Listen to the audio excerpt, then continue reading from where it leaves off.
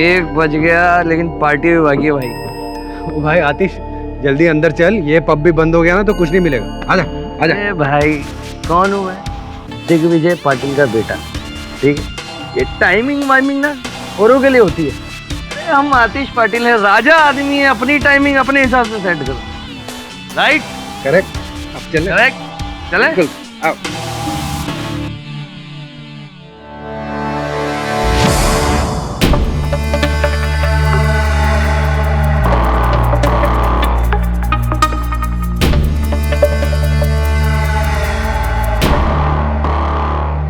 भैया महेश शिंदे ना, ये यहाँ क्या कर रहा है इतनी रात?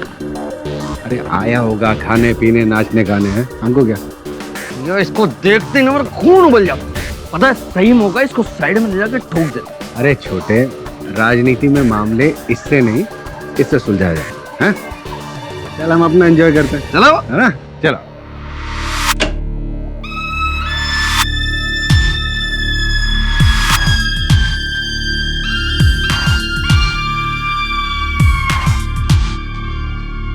ये पब है क्या भैया? ऐसे पब में लेके जाऊंगा, ऐसा करूंगा वैसा करूंगा। इसको पब बोलते हैं? अरे ये शमशान घाट है, देखो भूत नजर आ रहे नाचते हुए। अरे वेयर इज क्राउड मैन? कहाँ है क्राउड? अब छोटे, रात को 1 बजे तुझे कौन से पब में क्राउड मिलेगा? टाइम बहुत हो गया ना। चलो तो कहीं और चलते हैं। अरे लेकिन अभी इस वक्त कहीं कुछ और नहीं मिलेगा। ये कम से कम खुला हुआ तो है।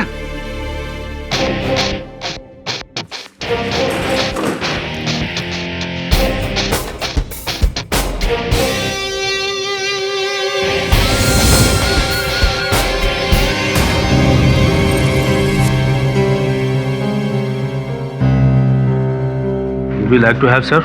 क्या खाएंगे? खाएंगे? अभी तो पिएंगे यार।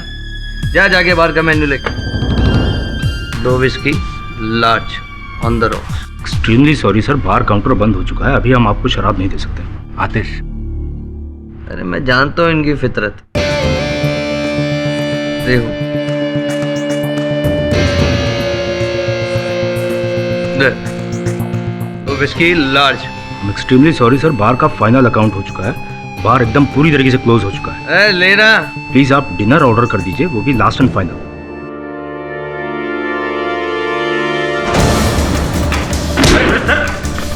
अरे ये क्या करते हैं? ये क्या तरीका सर? तब थप्पड़ मारूंगा ना, जिंदगी भर घर वाले ढूंढते रह जाएंगे।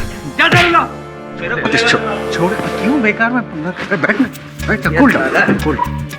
मैं तो वेटर हूँ साहब, मैं मेरे हाथ में कुछ होता तो मैं देता नहीं था क्या सर? नहीं नहीं, मैं समझ सकता हूँ, थोड़ा सा उसने पिया हो। मैं शराफत से बात कर रहा हूँ और ये कॉलर पकड़ के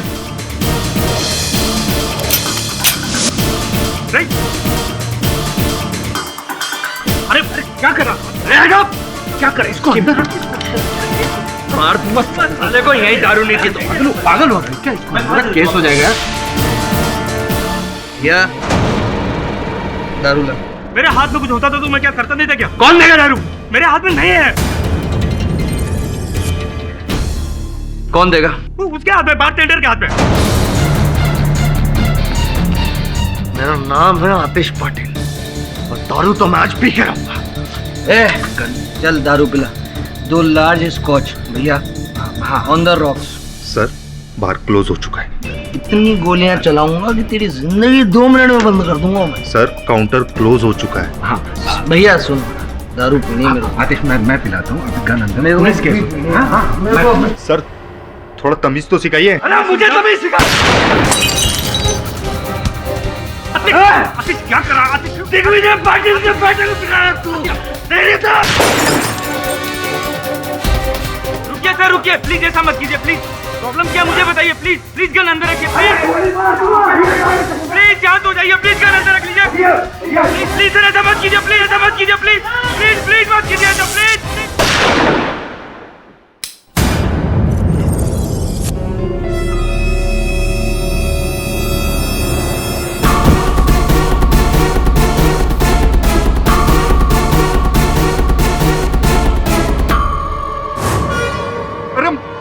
मार दिया रे, खून खून।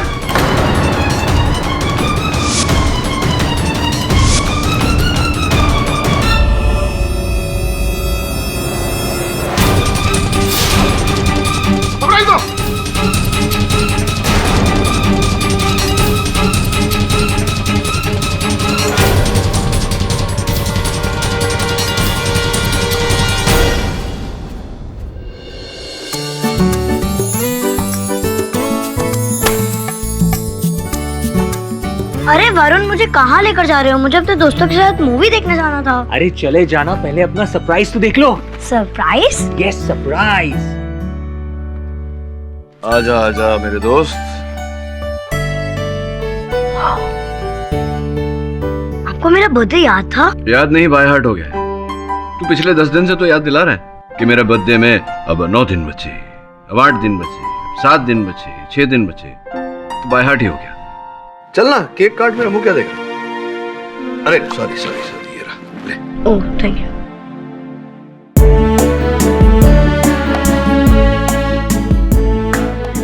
हाँ हाँ you happy birthday to you, happy birthday dear Tony, happy birthday to you. नहीं मुझे नहीं, पहले सर को खिला, सीनियर है। अरे नहीं, पहले केडी से को खिलाओ। अरे पहले उसको खिला। नहीं, पहले मैं ही खा लेता हूँ। हाँ पहले तू ही खा ले। एक काम कर, एक केक पूरा ले जा, अपने दोस्तों के साथ बांट के खा जा। क्या बोल रहा है? अच्छा गिफ्ट गिफ्ट गिफ्ट तेरे घर पे पहुंचा दिया है तेरी मम्मी के पास। अब जा यहाँ से भाग।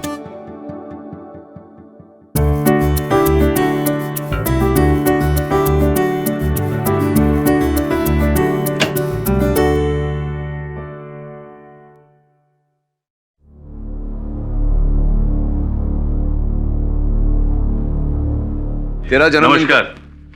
अरे पाटिल साहब आइए आइए आइए, बैठिए। आपके बेटे के बारे में सुना। केडी, तुम तो जानते हो कि मेरा एक ही बेटा है, उसके लिए मैं कुछ भी कर सकता हूँ, कितना पैसा चाहे उतना बहा सकता हूँ। मेरे बेटे को बचा लो। आपकी दुविधा मैं समझता हूँ पाटिल साहब, किंतु आपके सुपुत्र अगर दौलत के बलबूते पर रिहा हो पाते तो हो जाता, आपको यहाँ नहीं आना पड़ता।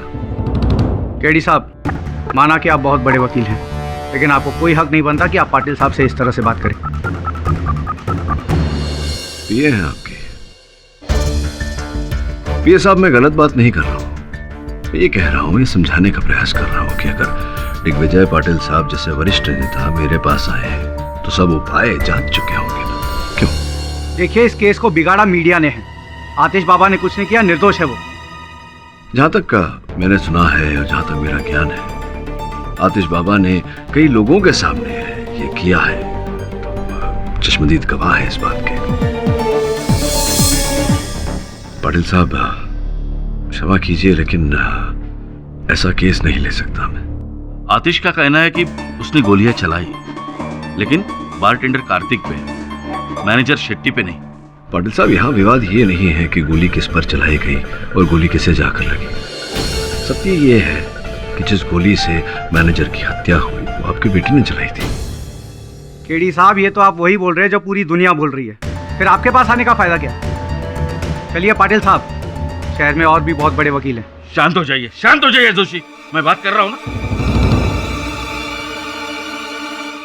केडी, इसकी बात का बुरा मत मानिए। नहीं, क्या है, आतिश के ना छूटने के डर से सभी लोग चिड़चिड़े हो गए। पाटिल साहब, मैं समझता हूँ आपका इकलौता सुपुत्र है, किंतु मेरे आदर्श मुझे ये अनुमति नहीं देते कि मैं अपराधी के पक्ष से कोई मुकदमा लड़ूं। मैं तुम्हें उसके पक्ष में खड़े रहने के लिए नहीं कह रहा हूं। उसको सजा मिलनी चाहिए, जरूर मिलनी चाहिए, लेकिन उस जुर्म के लिए जो उसने किया है, ना कि उस जुर्म के लिए जो उसने किया ही नहीं। उसको फंसाया जा रहा है। आपके बेटे को फंसाकर किसका लाभ हो सकता है? केडी, राजनीति में दुश्मन तो होते ही है। अगला चुनाव आतिश लड़ने वाला था और उसको मैं जिता भी देता। पार्टी रूलिंग पार्टी बनती, उसको मैं मिनिस्टर बनाता। मुझे लगता है इसमें किसी की सोची समझी साजिश है। पाटिल साहब, दुर्भाग्यवश इन बातों से ये प्रमाणित नहीं होता कि आतिश अपराधी नहीं है। क्षमा चाहता हूं, लेकिन ये केस में नहीं ले सकता।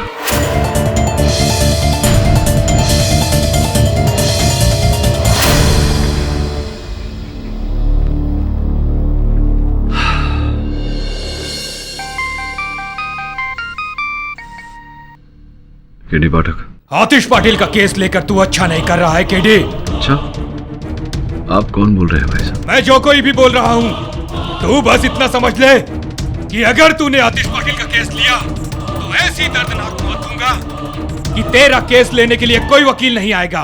बधाई हो भाई साहब, ये फोन करके आपने आतिश पाटिल के पक्ष में एक वकील खड़ा कर दिया। वैसे देखिए, हेलो हेलो, कमाल का पूरी बात भी नहीं सुनते।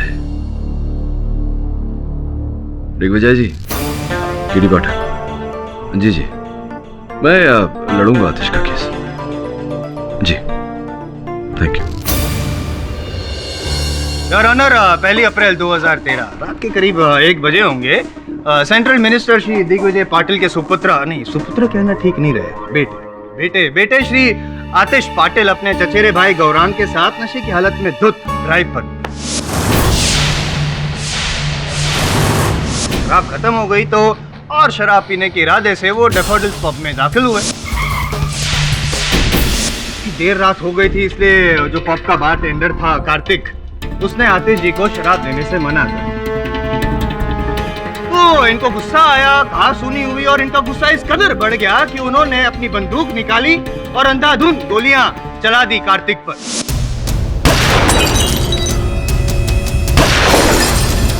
सिचुएशन को कंट्रोल करने के लिए योर ऑनर, जो पब के मैनेजर थे मिस्टर शेट्टी, वो बीच में आ गए। इसलिए जो गोली कार्तिक को लगने वाली थी वो मिस्टर शेट्टी को लग गई और बेचारे वहीं पर मर गए। मानता हूँ योर ऑनर, मैं मानता हूँ कि ये कोई प्री मेडिटेटेड मर्डर नहीं है, लेकिन आवेश में आकर, गुस्से में आकर की गई हत्या जरूर है योर ऑनर। आतिश जी को लगा होगा कि भाई मैं तो बहुत ही प्रभावशाली परिवार से ताल्लुक रखता हूँ, मेरी जिद, मेरे ईगो के सामने कौन टिक पाएगा, मैं आराम से बच के निकल जाऊंगा, लेकिन को बच के जाने नहीं दूंगा आतिश जी। योर ऑनर, मेरे पास मौका वारदात पे मौजूद 10 चश्मदीद गवाह भी हैं। मौका वारदात से खूनी का पकड़ा जाना, और सबसे इंपॉर्टेंट है बात है ये मर्डर वेपन जिससे हत्या की गई थी, ये पिस्तौल। इस पर आतिश जी के उंगलियों के निशान भी है। इससे साफ जाहिर होता है कि ये खून आतिश जी ने ही किया है your honour.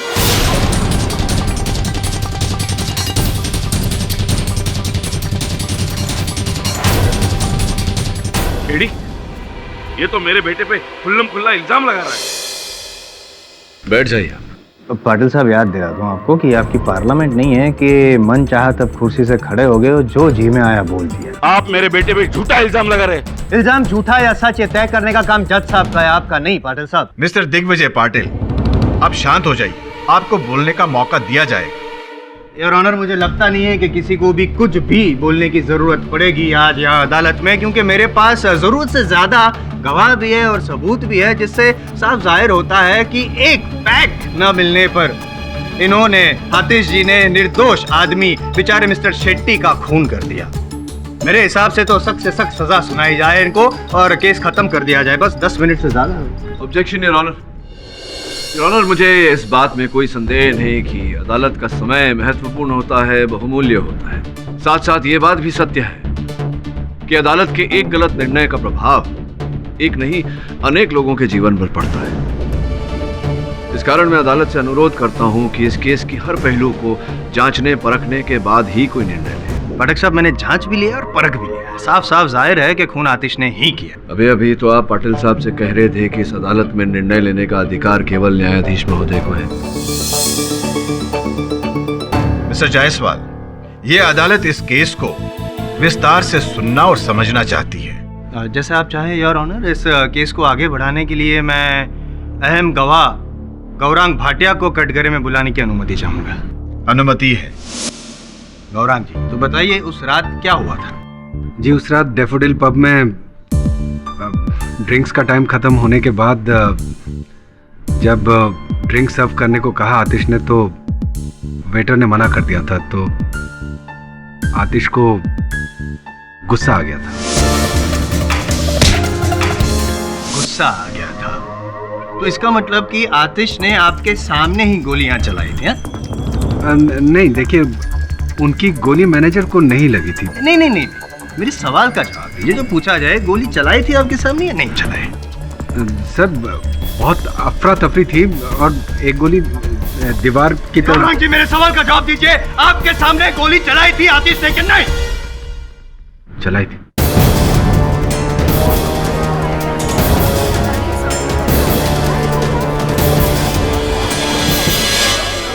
Order order, silence please. लेकिन सर आतिश वैसा इंसान नहीं है, वो किसी का मर्डर नहीं कर सकता। नहीं, आपका मानना है कि आतिश बहुत ही सीधा साधा भोला शरीफ इंसान है। नहीं अफसोस, लेकिन आपकी गलतफहमी में यूं दूर कर दूंगा, लेकिन पहले अपने सीनियर। पाठक साहब, आप कुछ पूछना चाहेंगे? योर ऑनर, इस समय कोई प्रश्न नहीं। अब जा सकते हैं। योर ऑनर, मैं अपनी अगली गवाह आतिश जी की एक्स गर्लफ्रेंड लीना को बुलाना चाहूँगा।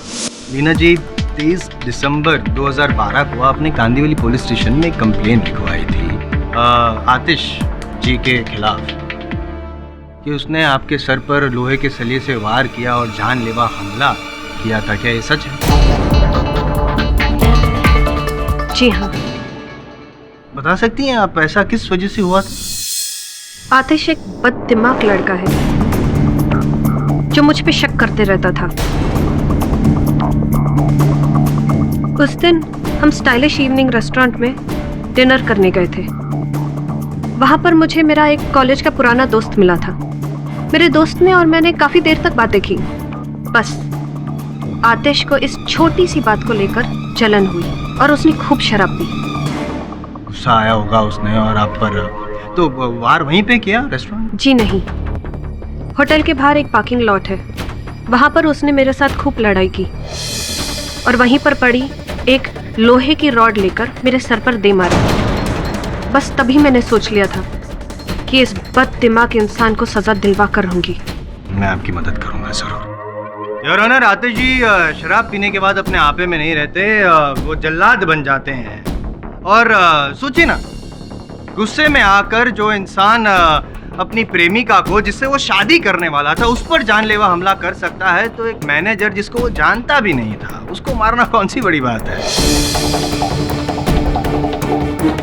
आप कुछ ऑब्जेक्शन लेना चाहेंगे? लीला जी, आपके कथन के अनुसार उस होटल की पार्किंग में आतिश ने आपके सर पर वार किया था, हमला किया था, तो स्पष्ट है कि उस पार्किंग में तो कोई गवाह रहा नहीं होगा जिसने देखा होगा आतिश को वार करते हुए। जो भी हो, ये जो होटल की पार्किंग थी, वो होटल मुंबई में कहाँ पड़ता है, किस इलाके में? जुहू में। किंतु आपने इस घटना की जो रिपोर्ट लिखवाई थी, सूची की थी, वो कांदीवली पुलिस थाने में की थी। हाँ, क्योंकि मैं एक ही थाना जानती हूँ, क्योंकि मैं कांदीवली में रहती हूँ, इसलिए वहीं जाकर कंप्लेन की। आपके सर पर इतनी गहरी चोट लगी थी, लहू बह रहा था, आपने ये नहीं सोचा कि सर्वप्रथम किसी अस्पताल में जाना चाहिए और या किसी से निकट के पुलिस थाने का पता पूछ लेना चाहिए, ये नहीं सोचा? जी, मुझे इतनी गहरी चोट लगी थी कि मेरे दिमाग ने काम करना बंद कर दिया था। मैं बताऊं न्यायाधीश महोदय को कि आपका दिमाग काम क्यों नहीं कर रहा था, या बताएंगे? जी बताइए। वास्तविकता में उस दिन आतिश ने आपसे कहा था कि आप दोनों के बीच जो संबंध है उसको लेकर वो इतना गंभीर नहीं है और वो आपको छोड़ना चाहते हैं। बीच में मत बोलिए। जिसके बाद आपने खूब सारी शराब पी ली और अपनी गाड़ी लेकर अपने घर की ओर आप निकल गई। बीच में कहीं कांदीवली के आसपास ही आपकी गाड़ी की दुर्घटना हो गई, जिसके कारण आपके सर पर वो चोट आई और आपने इस अवसर का लाभ उठाया। कांदीवली पुलिस थाने में आपने आतिश के विरुद्ध रिपोर्ट लिखाई। सत्य है ये बात या नहीं?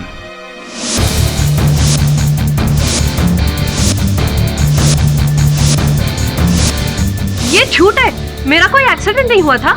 आपकी गाड़ी का एक्सीडेंट अगर हुआ ही नहीं तो कृपया बताइए कि जज साहब की मेज पर उस गैराज का बिल कैसे आया जहां आपकी गाड़ी की मरम्मत हुई थी, और अगर एक्सीडेंट ही नहीं हुआ तो गाड़ी की मरम्मत करने की क्या आवश्यकता थी? जिस रात को यह घटना घटी उस समय आप डैफोडिल्स पब में उपस्थित थी।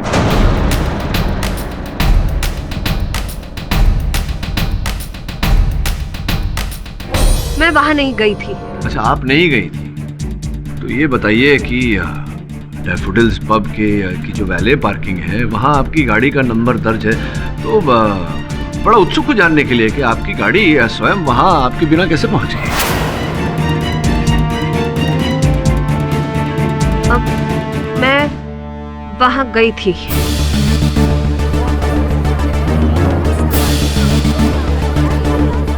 आप वहाँ गई थी।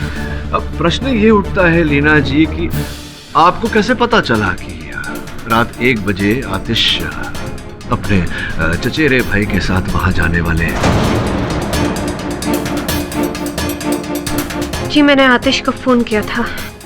तो कुल मिला के ये समझ में आ रहा है कि आप आतिश की हत्या करने की मंशा लेकर वहां गई।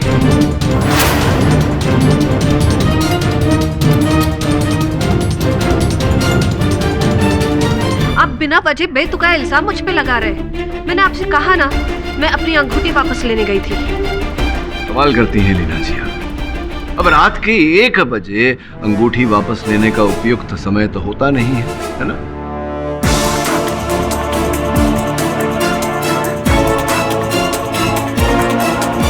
मेरी सगाई होने वाली है और मैं नहीं चाहती थी कि आतिश के पास कोई भी निशानी रहे ताकि कल को वो मुझे ब्लैकमेल कर सके। आतिश वैसे भी मुझसे ना मिलने के 100 बहाने ढूंढता रहता है। उस दिन मैंने ठान लिया था कि इससे मैं अपनी अंगूठी वापस लेकर रहूंगी। मान लेते हैं कि आप अपनी अंगूठी लेने वहां पहुंची थी, लेकिन जब आप अंदर गई आपने चलित घटनाओं को देखा कि नशे में धुत आतिश गोलियां चला रहा है लोगों पर, तब आपने ये षड्यंत्र रचा। मैंने कोई षड्यंत्र नहीं रचा। आपने षड्यंत्र रचा। आपने देखा कि ये अवसर अच्छा है आतिश को हत्या के आरोप में फंसाने का। आपने इसके हाथों से वो पिस्तौल छीनी और मैनेजर पर गोली चलाकर उसकी हत्या कर दी। ये झूठ है, झूठ है। मैं वहां पर गई जरूर थी, लेकिन मेरी जिंदगी के पन्नू थे। ये कौन तुझे आज बार बार फोन कर रहा है? अरे भाई लीना फोन कर रही है। 1 मिनट फोन उठा लेता हूँ ना, बार बार फोन करके ना सारा मजा चौपट कर उठा ले, कर ले बात। मैं यही हूँ, वेट कर। करूँ? हाँ। हेलो। अरे जब तुम्हें एक शरीफ लड़का सुबह से तुम्हारे फोन को डिस्कनेक्ट किए जा रहा है, तब भी तुम उसे बार बार फोन करके इतना तंग क्यों कर रही हो यार? मेरी जिंदगी बर्बाद करके तुम मुझसे कह रहे हो कि मैं तुम्हें तंग कर रही हूँ? ये ना वापस से तुम्हारा इमोशनल ड्रामा है ना, स्टार्ट मत कर देना कि मुझे छोड़ दिया, मुझे धोखा दे दिया एंड ऑल दैट। सीधा सीधा बताओ काम क्या और फोन रखो। मुझे तुमसे अब भी मिलना है, अभी। अच्छा मिलना है? क्या बात है, ये तो मुझे जरूर मालूम था कि तुम एक ना एक दिन मेरी बाहों में जरूर आओ। बताओ ना स्वीटहार्ट, कब आ रही हो? कौन से होटल में रूम बुक कराऊं तुम्हारे लिए? शट अप आतिश, शट अप। मुझे मेरी अंगूठी वापस चाहिए। अंगूठी? हाँ तो मिल जाएगी, कल ले लेना। कल नहीं, अभी। दिन के वक्त फोन करो तो तुम बिजी रहते हो, रात को तुम फोन नहीं उठाते हो। मुझे मेरी अंगूठी वापस चाहिए, अभी। बताओ तुम कहाँ हो? देखो मेरी बात को कान खोल के सुनो, मैं बहुत बिजी हूँ, अभी नहीं मिल सकता। कह दिया तो कह दिया। आतिश बताओ तुम कहाँ हो, मैं अब भी आ रही हूँ। अरे बोला बिजी हूँ। Sir welcome to Daffodils. ठीक है, फोन काट दिया। हेलो हेलो, हो गई बात? बात हाँ? चले फिर, आजा। Daffodils pub. मैं सिर्फ आतिश से अपनी अंगूठी वापस लेने गई थी। मैंने आतिश को नहीं फंसाया, मैंने किसी को खून नहीं किया। ये जो बातें आप मना कर रही हैं, ऐसा ही किया है आपने लीना जी। सॉरी पाठक साहब, डिस्टर्ब कर रहा हूँ आपको। क्या है ना कि जिस दावे से आप कह रहे हैं कि लीना जी ने ही ऐसा किया होगा, तो आई एम श्योर आपके पास कोई सबूत तो होगा ही। अगर है तो प्लीज पेश कीजिए ना, या फिर यूं ही दबाव डाल रहे हैं आप? योर ऑनर, घटनास्थल पर लीना जी के अतिरिक्त कोई और ऐसा व्यक्ति नहीं था जिसके मन में आतिश के लिए निजी बैर रहा। योर ऑनर, अगर ये इत्तेफाक है भी तो ये एक इत्तेफाक काफी नहीं है लीना जी पर इल्जाम लगाने के लिए। और दूसरी बात ये कि किसी भी इंसान ने लीना जी को तो क्या किसी भी लड़की को क्लब के अंदर जाते हुए नहीं देखा। मिस्टर पाठक, अगर लीना जी के खिलाफ आपके पास कोई ठोस सबूत है तो पेश कीजिए। जी नहीं योर ऑनर, इस समय तो नहीं, लेकिन बहुत जल्दी ढूंढ निकालूंगा। तो जब ढूंढ निकालेंगे तब इल्जाम लगाइएगा। आइए बैठिए। योर ऑनर, इस केस के एक और अहम गवाह डेफोडिल्स पब के वेटर अतुल को मैं यहाँ बुलाना चाहूँगा। अतुल, सामने कटघरे में जो शख्स खड़ा है, क्या तुम उसे पहचानते हो?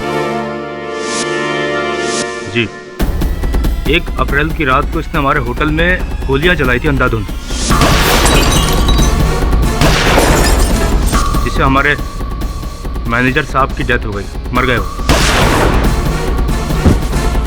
गोलीबारी की और मिस्टर शेट्टी मर गए। जी। इस रिवॉल्वर को क्या तुमने देखा है?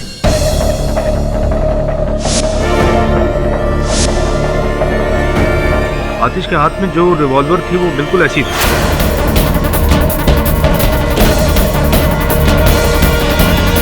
योर ऑनर, मैं पहले भी कह चुका हूं कि इसी रिवॉल्वर पर आतिश जी की उंगलियों के निशान पाए गए हैं और फॉरेंसिक का कहना है कि जिस गोली से मिस्टर शेट्टी की मौत हुई वो गोली इसी रिवॉल्वर से चलाई गई थी और ये रिवॉल्वर आतिश जी के हाथ में थी। ये बात अभी अभी अतुल जी, जो मेरे अहम गवाह है, उन्होंने भी यही कहा है। इससे साफ साबित होता है कि आतिश जी ने खून किया है। पाठक साहब, आप ऑब्जेक्शन लेना चाहेंगे? ऑब्जेक्शन तो नहीं, चंद प्रश्न पूछना चाहूंगा आपको आपत्ति? Please please please please. ये जो अपने कथन में आपने कहा कि उस रात जो घटना घटी आपने देखा, चश्मदीद गवाह हैं आप, तो घटनाक्रम का वर्णन करेंगे, जरा बताएंगे कैसे हुआ, कब हुआ? कुछ नहीं सर, आतिश को दारू देने से मना किया तो इन्होंने झगड़ा शुरू कर दिया। गोली चल गई सर इनके हाथ से। गोली चल गई इनके हाथ से अचानक, यूं ही चल मतलब गई? चला दी इन्होंने चलाई? जी सर। अच्छा अच्छा। तो कितनी गोलियां चली थी उस रात? 3 गोलियां चली सर। 3 गोलियां चली थी। पहली गोली कहाँ लगी? पहली गोली लगी बॉटल में। कौन से बॉटल में, कहाँ थी? मतलब जो पीछे की तरफ लगी होती है ना लाइन से, तो उनमें से किसी एक बॉटल पे लगी, जो बार में बोतल रखी रहती है। दूसरी गोली कहाँ लगी? वो लगी। तीसरी गोली कहाँ लगी? तीसरी गोली शेट्टी साहब को लगी। तीसरी गोली शेट्टी साहब को लगी। देखा आपने उनको गोली लगते हुए? नहीं, मतलब आपने उनको गोली लगते हुए देखा? 3 गोलियां चली, एक बॉटल में लगी, एक दीवार में लगी, तो तीसरी जाहिर सी बात है शेट्टी साहब को लगी सर। ये अनुमान है आपका कि तीसरी गोली? अनुमान है क्योंकि देखा नहीं आपने। एक मिनट, अब क्यों आप उल्टे पुल्टे सवाल पूछ के क्यों गुमराह कर रहे हैं, इसको कंफ्यूज क्यों कर रहे हैं आप? साबित क्या करना चाहते हैं? मैं कुछ समझा नहीं। समझा तो ये क्या कर रहे हैं? ये योर ऑनर, ये दूसरे प्रोसिक्यूटर को मार रहे हैं। मतलब नहीं, ये गलत बात। मैं आपको मार नहीं अरे रहा हूं। मार मैं समझा रहा हूँ। क्या ऐसे समझाता है कोई? मैं समझा रहा हूँ। देखिए, ध्यान दीजिए। इसे मैं यहाँ रख। योर ऑनर, कृपया बत्ती बुझाने का आदेश दीजिए। अदालत में थोड़ी देर के लिए लाइट्स ऑफ की जाए। अदालत की बत्तियां जला दी जाए। तो बताइए जायसवाल साहब, वो जो छड़ी, वो डंडा कहाँ था, कहाँ है? तो क्या यहाँ पे तो है? हाँ, लेकिन वहाँ नहीं है। वो अभी जज साहब की मेज पर है। जज साहब, डंडा आप?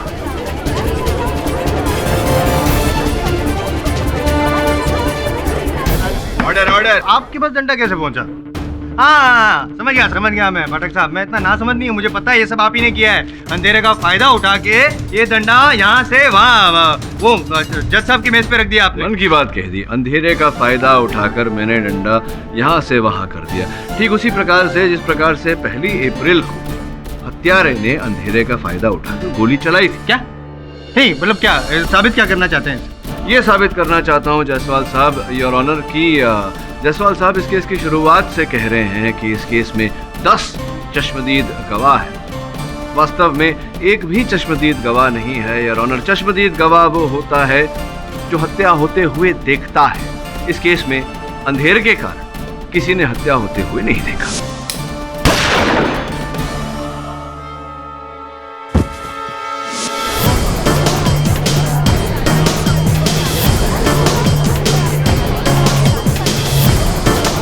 योर ऑनर, वहां उपस्थित किसी भी व्यक्ति ने आतिश को वो तीसरी गोली चलाते हुए नहीं देखा जिस गोली से मैनेजर शेट्टी की हत्या की। क्या मजा आ गया। नहीं, क्वेश्चन है पाठक साहब, लाइट जाने से पहले और लाइट आने तक ये जो रिवॉल्वर है ना वो आतिश के हाथ में ही थी। योर ऑनर, आतिश ने अपने कथन में कहा है कि जैसे ही अंधकार हुआ किसी व्यक्ति ने उनके हाथों से ये पिस्तौल छीन ली। नहीं, कहने में क्या कह तो रहे हैं ये कि उन्होंने खून भी नहीं किया, निर्दोष है, लेकिन साबित भी तो करना पड़ेगा ना सर।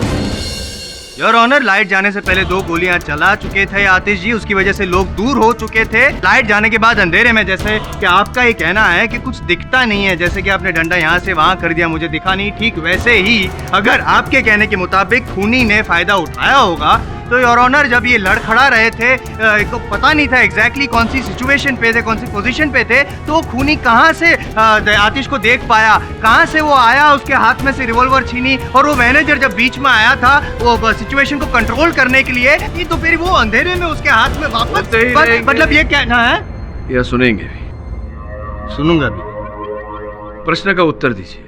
दूंगा। फोरेंसिक्स के अनुसार जो पहली 2 गोलियां आतिश ने चलाई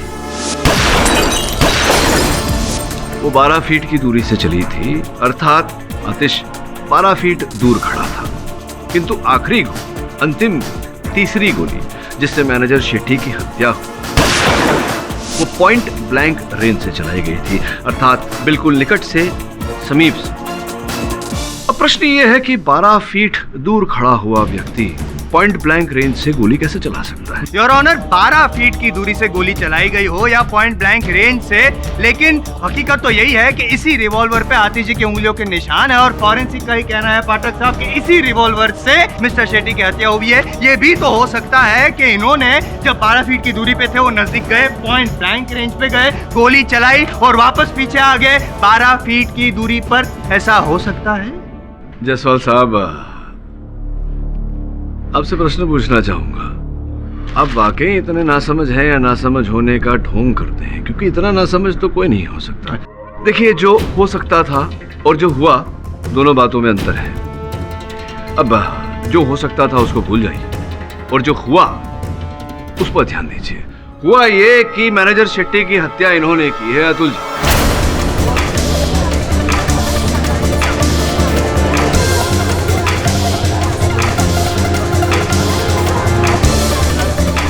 नहीं मारा सर, किसी को नहीं मारा मैंने सर। अरे तुम्ही ने मारा है उन्हें। पाठक सर जी, बिना वजह एक बेकसूर इंसान पर इल्जाम लगा रहे हैं।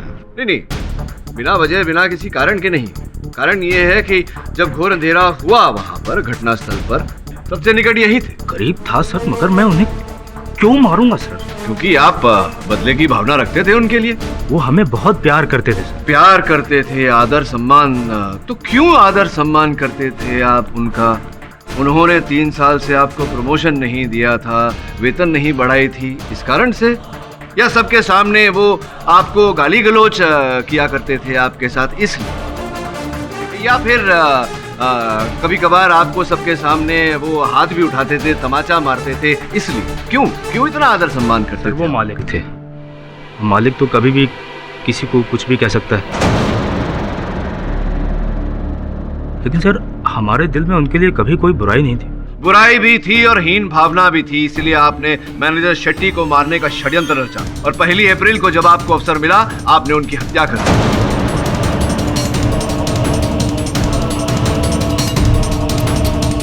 इतना ही नहीं, आप शहर छोड़कर गांव भागने वाले थे। कोर्ट का समन्स आया तो ये रुक गए जताने के लिए कि हत्या आपने नहीं की। सर मैं कुछ पर्सनल काम से जा रहा था सर। आप काम से नहीं जाने वाले थे, आप मैनेजर शेट्टी की हत्या करके जाने वाले थे, ऐसा? हाँ, ऐसा सुना है मैंने।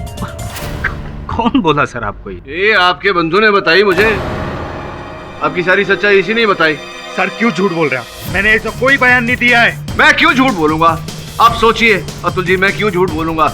इसने आपके बारे में सब कुछ बताया, ये भी बताया कि आप दोनों एक साथ में उस पब में काम करना शुरू किए, इनकी तरक्की हो गई, ये बारटेंडर बन गए, आप वेटर के वेटर। कहा था कि नहीं आपने मुझे? सर ये क्या सच्चाई बताएगा मेरी? बताई है इसने। ये क्या बताएगा सर मेरे बारे में सच्चाई? क्यों? ये अपनी बीवी का इस्तेमाल करता है अपनी तरक्की के लिए, ये मेरी क्या सच्चाई बताएगा? औकात पर है, समझा? तू अपने औकात पर है चमचा। अभी तक तो मैंने सच नहीं बताया था, लेकिन अब बताता हूँ, ये मैनेजर को मारना चाहता था।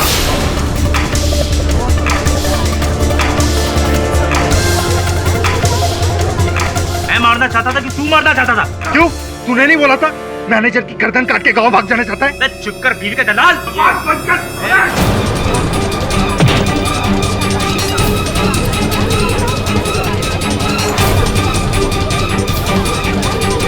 चुप कर बीवी का दलाल।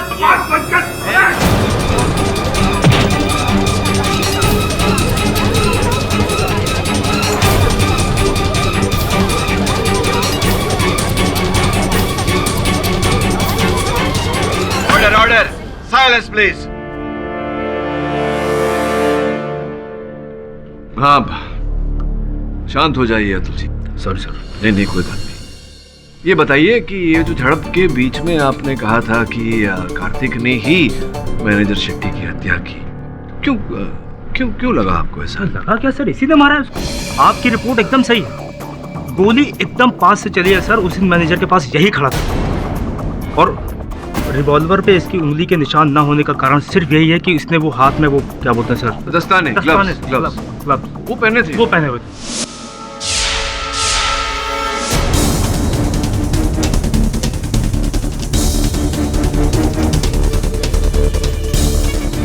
क्या लगता है आपको, क्या क्या कारण रहा होगा जिस कारण इन्होंने हत्या की होगी शेट्टी साहब? सर, कार्तिक की बीवी मालिनी हमारे होटल में वेटर है, तो मैनेजर और मालिनी के बीच में अफेयर था सर। ये बात होटल में सबको पता है। तौबा तौबा तौबा तौबा, बस बस बस, बैठिए बैठिए, आप उन्हीं से पूछते। Thank you sir. देखिए कार्तिक जी, ये जो बात यहाँ खुली है अदालत में, क्षमा चाहता हूँ। स्त्रियों के लिए, महिलाओं के लिए मेरे मन में बहुत आदर है, इस कारण मैं आपकी पत्नी को यहाँ अदालत में नहीं घसीटना चाहता। कृपया जो सच है बता दीजिए ना न्यायाधीश महोदय को, आप खुद ही स्वयं। सर, मेरी बीवी गलत नहीं है, गलत था वो शेट्टी। मेरी बीवी पे गलत नजर रखता था सर वो। सर, सर मुझे 2000 रुपये एडवांस में चाहिए। हर महीने तुम्हें 2000 रुपये चाहिए? सर, बच्चों की स्कूल फीस के लिए चाहिए थे। मालिनी, मैंने तुम्हारे कहने पे तुम्हारे पति को नौकरी पे रखा, उसको वेटर से बारटेंडर बनाया, लेकिन इसमें मेरा क्या फ़ायदा? सर, मैंने आपसे कितनी बार कहा है कि मैं ऐसी औरत नहीं हूँ और आप हमेशा मुझे परेशान करते रहते हैं। आप जो चाहते हैं वैसा कुछ नहीं होगा। तो तुम्हारा पति दूसरी नौकरी ढूंढ लो।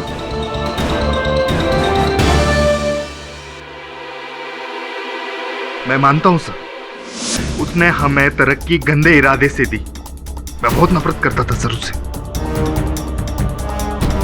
पर मैंने नहीं मारा उसे सर, नहीं मारा मैंने उसे। किसने मारा ये तो समय अनुसार पता चली जाएगा कार्तिक जी। आप बैठिए। योर ऑनर, इस समय पर मैं मिस्टर महेश शिंदे को कटघरे में बुलाने की अनुमति चाहता हूँ। Mahesh Shinde, I object your honour. Mahesh Shinde का इस केस से क्या लेना देना? लेना देना है your honour. Mister Mahesh Shinde विरोधी दल के नेता हैं, मिस्टर पाटिल के प्रतिद्वंदी हैं, और दोनों के बीच व्यक्तिगत बैर न हो किंतु राजनीतिक लड़ाई अवश्य है। और मिस्टर शिंदे का घटनास्थल पर उपस्थित होना मेरे मन में प्रश्न खड़ा करता है यार, जिसका उत्तर अगर वो कटघरे में आकर दे तो अच्छा होगा। मिस्टर महेश शिंदे को बुलाने की इजाजत है। शिंदे साहब, आप तो विरोधी दल के वरिष्ठ नेता हैं। आप जैसा व्यक्ति वहां हत्या के समय डैफोडिल्स बार में क्या कर रहा था? लीडर इंसान नहीं होते केडी। लीडर इंसान नहीं होते केडी, ये आप प्रश्न पूछ रहे हैं मुझसे या कथन दे रहे हैं? मैं सवाल ही पूछ रहा हूँ। ओके। मैं एक इंसान हूँ जो उस दिन किसी से मिलने के लिए वहां गया था। हाँ, वैसे जो प्रत्यक्षदर्शी साक्षी क्रम था उसमें आपका नाम नहीं था, ये विटनेस लिस्ट में आपका नाम नहीं था, क्यों ऐसा?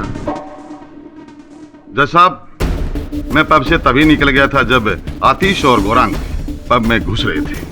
पुष्टि कर लेते हैं इस बात की। आतिश, क्या शिंदे साहब सही कह रहे हैं? आपने इन्हें वहां से प्रस्थान करते हुए देखा था? जी हाँ सर, ये उस वक्त वहां से वापस जा रहे थे।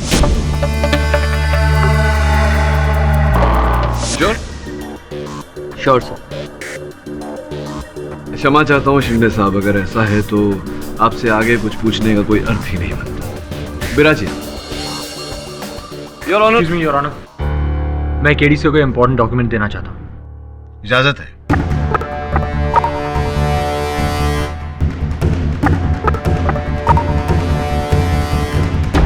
आखिर क्या है इस रिपोर्ट में? योर ऑनर, अभी अभी मेरे हाथ में विद्युत विभाग की एक सूची आई है जो इस केस का रुख बदल कर रख देगी।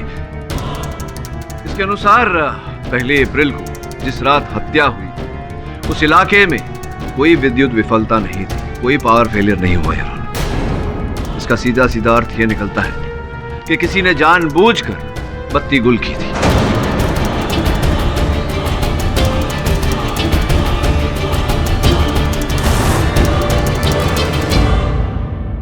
एक्सक्यूज मी योर ऑनर, लेकिन पाठक साहब इससे आप क्या साबित करना चाहते हैं? नहीं समझे? जब तक आप समझाएंगे नहीं तब तक नहीं, ये देखिए, सामान्य ज्ञान के अनुसार अगर इलाके में बत्ती न गई हो और एक ही स्थान पर बत्ती गई हो, उसी स्थान पर जहां हत्या हुई हो, तो 2 + 2 4। इसका अर्थ यह होता है कि जिसने भी बत्ती गुल की उसका इस हत्या के साथ या तो सीधा सीधा या घूमकर जुड़ाव अवश्य है। योर ऑनर, ये व्यक्ति कौन है और किस प्रकार से इस हत्या के साथ जुड़ा हुआ है, इसकी छानबीन करने के लिए मैं अदालत से समय की मांग करता हूँ। नहीं योर ऑनर, मतलब केस की अगली सुनवाई 25 तारीख को होगी। तब तक के लिए अदालत मुलतवी की जाती है। जब कोई व्यक्ति हर बार निशाना सही जगह पर नहीं लगा सकता तो शराब के नशे में चूर, पूर्ण अंधकार में कोई निशाना सही जगह पर कैसे लगा सकता है? लेकिन सर, आपको निशाना सही लगाना होगा। खबर मिली है कि जायसवाल इस केस को जीतने के लिए जी तोड़ कोशिश कर रहा है। जायसवाल केस जीतने की कोशिश कर रहा है, हमें सत्य तक पहुंचने की कोशिश करनी चाहिए। तो आप बताइए सर, क्या करना? मुझे लगता है कि इस केस का रहस्य डैफोडिल्स पब में कहीं छिपा है।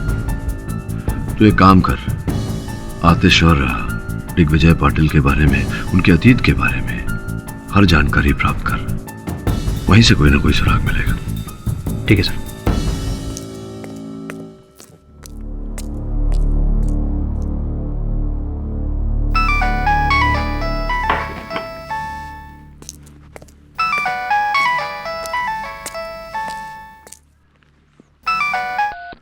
हेलो। तुझे मना किया था ना आतिश का केस लेने से? मरने का शौक है क्या तुझे? बहुत सबको आनी है, कौन इससे छूटा है? तू फना नहीं होगा ये ख्याल झूठा है। ये शेर तुझे बहुत महंगा पड़ेगा केडी। अब शेर ही क्या जो हल्का हो। एक बात और सुन लीजिए, अगर आतिश निर्दोष है तो मेरे होते हुए ऐसी कोई अदालत नहीं दुनिया में जो उसे दोषी साबित करे। अच्छा, तो अपने दिन गिनने शुरू कर दे। ओके, 1 2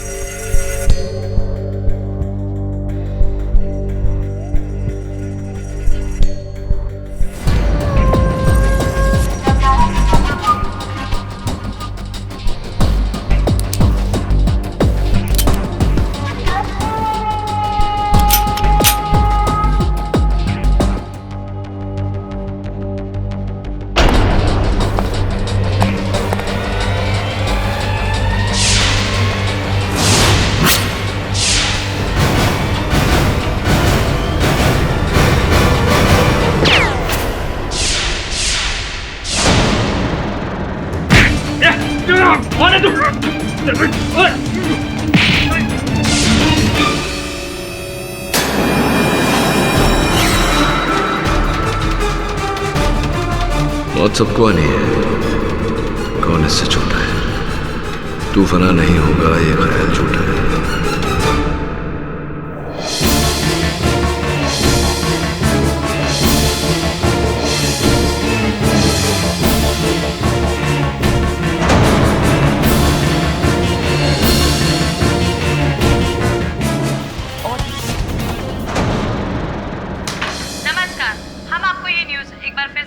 चाहेंगे कि देश के मशहूर लॉयर मिस्टर केडी पाठक पर अज्ञात व्यक्ति द्वारा जानलेवा हमला हुआ है। इस हमले की वजह दिग्विजय पाटिल के बेटे आतिश हो सकते हैं, क्योंकि हाल ही में इस न सुलझने वाले केस पर केडी पाठक ने एक नए रूप से रोशनी डाली है। केडी पर हमला करने वाले वो लोग हो सकते हैं जो कि ये नहीं चाहते कि आतिश पाटिल कार्तिक मर्डर केस से बरी हो। मिस्टर केडी पाठक का ऑपरेशन पिछले 5 घंटों से चल रहा है। उनकी हालत अभी भी नाजुक बताई जा रही है। डॉक्टर्स का कहना है कि अगले 24 घंटे तक कुछ भी कहना संभव नहीं होगा। केडी पाठक पर ताज़ा जानकारी के लिए हमारे साथ बने रहिए। नमस्कार।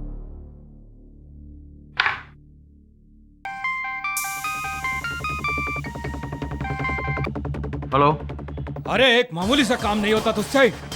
अरे मैंने उसको बराबर गोली मारा सीने पे, साला बच गया।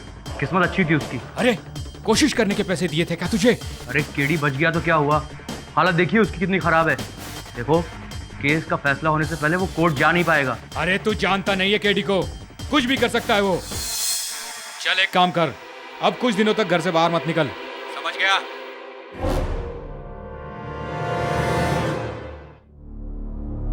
डॉक्टर प्रकाश, आपकी कैजुअल्टी वार्ड में सख्त जरूरत है।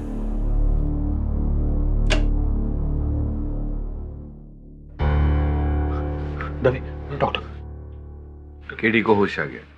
Thank God. क्या हम केडी सर से मिल सकते हैं? आप लोग मिल सकते हैं।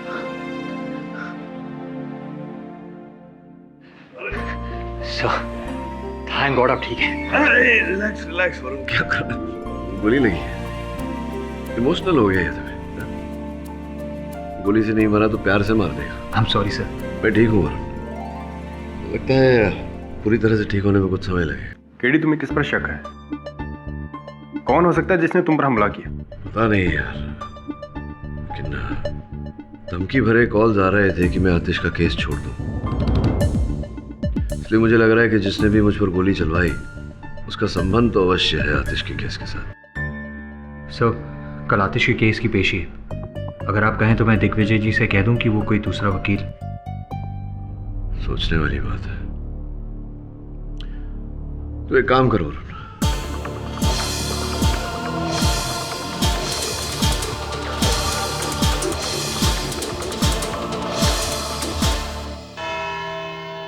मिस्टर आतिश, जब आप जानते हैं कि मिस्टर केडी अस्पताल में भर्ती हैं, तो आपने अपना केस लड़ने के लिए किसी दूसरे वकील को नियुक्त क्यों नहीं किया? योर ऑनर, क्योंकि मैं नहीं चाहता कि मेरा केस कोई और वकील लड़े, और मुझे इस बात की पूरी उम्मीद भी है कि मिस्टर केडी जल्द से जल्द ठीक हो जाएंगे। उम्मीद के सहारे अदालत में केस नहीं लड़े जा सकते, मशवरा दे रहा हूँ आपको मैं आतिश जी। वैसे आज अदालत में आतिशबाजी जरूर होगी। योर ऑनर, आतिश जी ने इसी पिस्तौल से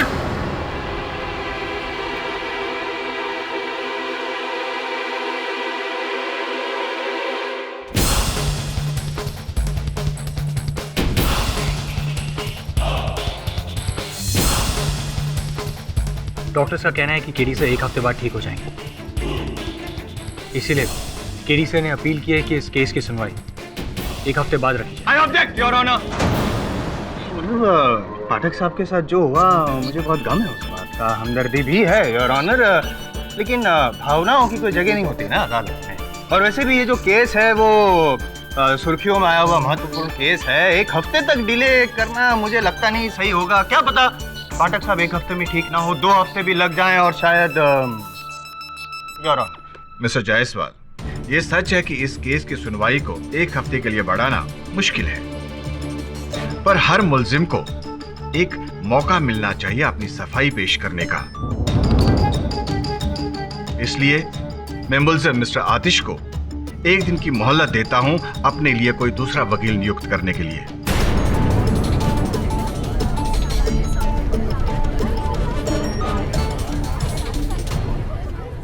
इस केस की अगली सुनवाई कल होगी, तब तक के लिए अदालत मुलतवी की जाती है।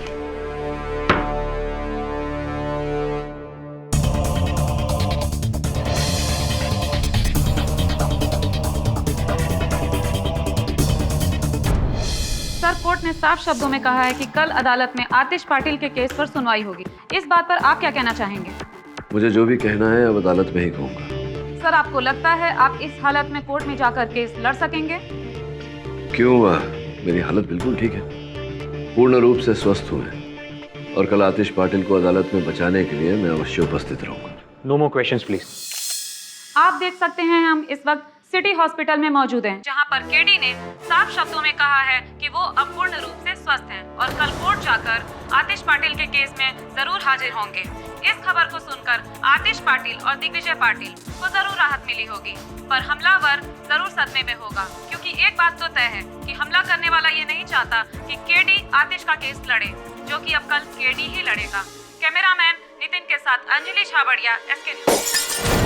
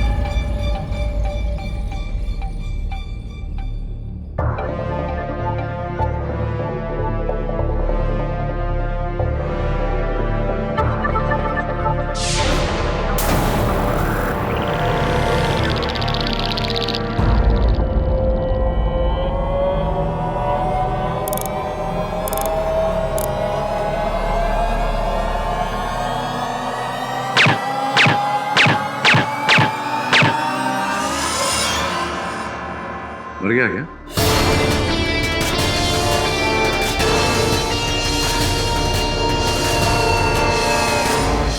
मुझे नहीं लगता इससे कोई लाभ होगा। जहां तक मेरा ज्ञान है, इस पिस्तौल में सिर्फ 6 ही गोलियां आती हैं। वो तो चला चुके ना।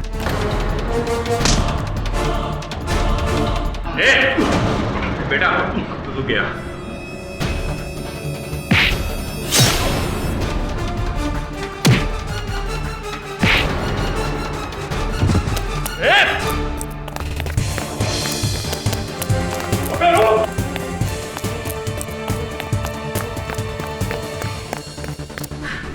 I'm okay.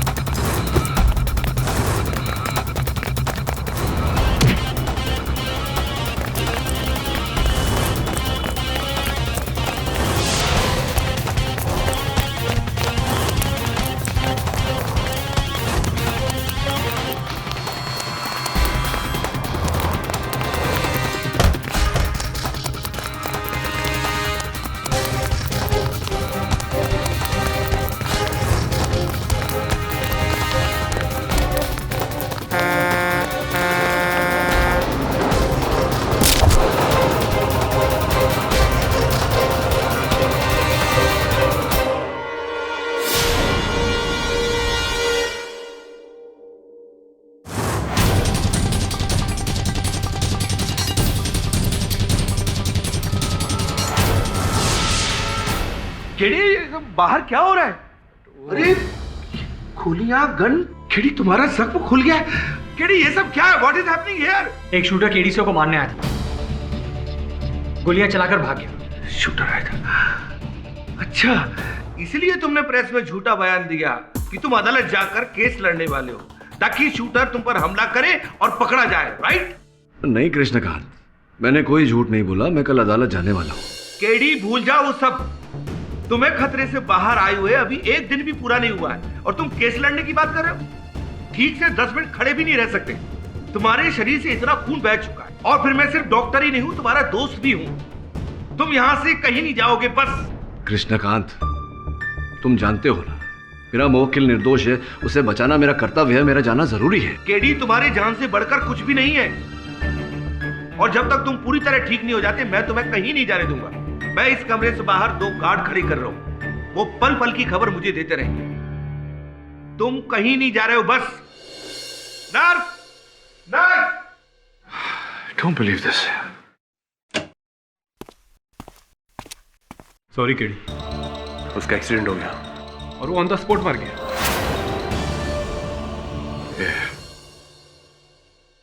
पता लगवा कौन था? कोई सुराग मिला उसकी बॉडी में से? हाँ, एक मोबाइल मिला है।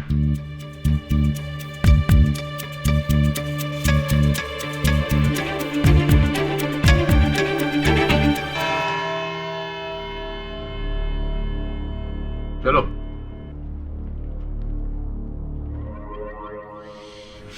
बार घड़ी देखने से समय ही बदलेगा नहीं, बुरा वक्त शुरू हो गया है आपका। क्या हुआ कि दूसरा वकील नियुक्त किया आपने या मैं मदद करूं? जयसवाल साहब, शायद आपने आज की न्यूज़ पढ़ी नहीं है। केडी साहब टाइम पे पहुंच जाएंगे, समझे? टाइम तो हो चुका। फाटक साहब कहाँ है? फाटक साहब नहीं आने वाले। ला भाई, केस पेपर दो मुझे। अरे दूसरी एक बात दिग्विजय जी, कल की न्यूज़ आप पढ़ लीजिएगा। आपके बेटे आतिश को फांसी की सजा।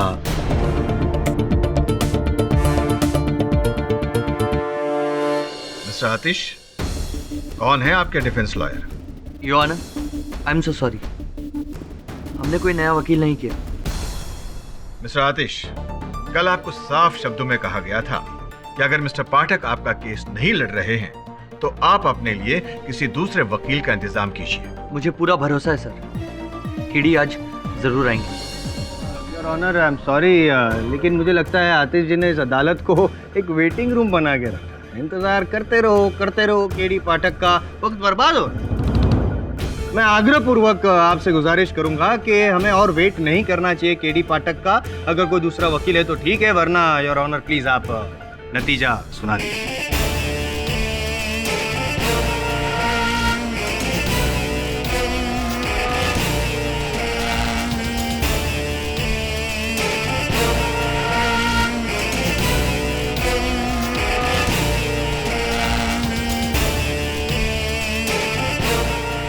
पाठक साहब, कैसी तबीयत आपकी? योर ऑनर, देर से आने के लिए क्षमा चाहता हूँ, और वो कहते ना, देर आए दुरुस्त है। माफ कीजिएगा पाठक साहब, आप दुरुस्त नहीं आए, सिर्फ देर से। और योर ऑनर, देर से इस अदालत में आना नियमों के विरुद्ध है। मैं मानता हूं कि अदालत में देर से आना नियमों के विरुद्ध है, लेकिन गलत फैसला सुनाना नियमों के उल्लंघन से ज्यादा शर्मनाक बात होगी। इसलिए अदालत की कार्रवाई शुरू की जाए। न्यायाधीश महोदय की बात दुरुस्त है। योर ऑनर, मेरे देर से आने का कारण ये है कि मुझ पर गोलियां चलाई। एक्सक्यूज मी योर ऑनर, लेकिन शायद याद दिला दूं मैं पाठक साहब आपको कि यहाँ पे केस चल रहा है आतिश पे खून के इल्जाम का। आप पे किसने गोलियां चलाई वो बाद में मुझ पर गोलियां चली है, इसका सीधा साधा संबंध आतिश के केस के साथ है। अगर मैं अदालत में ये साबित कर दूं तो, अगर आप अवसर दें तो साबित करना चाहूंगा। योर ऑनर, एक ऐसा व्यक्ति जिसका मुझ पर चली हुई गोलियां और आतिश पर चल रहे केस, और दोनों बातों से गहरा संबंध है। मिस्टर दिग्विजय पाटिल के पीए मिस्टर अश्विन जोशी। तो सॉरी अश्विन जोशी साहब, ये कितने वर्ष हो गए आपको दिग्विजय पाटिल साहब के साथ? पिछले 10 साल से। ऐसी। और उससे पहले क्या करते थे? उससे पहले मैं उनके बड़े भाई साहब श्री सूरज पाटिल साहब का पीए था। सूरज पाटिल जी, गौरांग के पिता जी। उनके देहांत के बाद जब मिस्टर दिग्विजय पाटिल हमारे पार्टी प्रेसिडेंट बने तो मैं उनका पीए बन गया।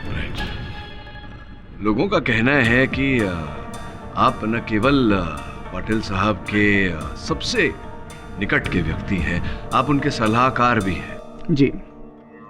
समझ में नहीं आ रहा है योर ऑनर कि पाठक साहब जोशी जी का बायोडेटा क्यों पेश कर रहे हैं आप? ये जानने के लिए योर ऑनर कि क्या कारण है कि जोशी साहब नहीं चाहते कि इस केस से आतिश बरी हो।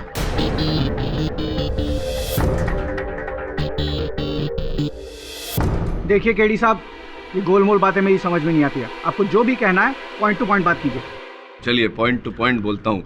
आप दद्दू बालम नामक किसी व्यक्ति को पहचानते हैं, जानते हैं? जी नहीं, पहली बार सुन रहा हूँ ये नाम। पहली बार आप ये नाम सुन रहे हैं? मैं बता दूं आपको कि दद्दू बालम वही व्यक्ति है जिसने मुझ पर जानलेवा हमला किया।